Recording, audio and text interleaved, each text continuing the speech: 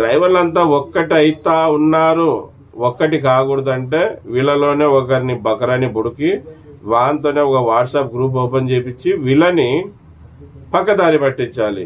వీళ్ళని ఏకం కాకూడదు, ఏకమైతే మన పప్పులు ఉడకవనే ఒక భయాన్ని వాళ్ళు గమనించారు. అందుకే మనని ఒకటి కానియడంలే. మళ్ళీ అటువంటి వాళ్ళతో కూడా మనం జాగ్రత్తగా ఉండాలి.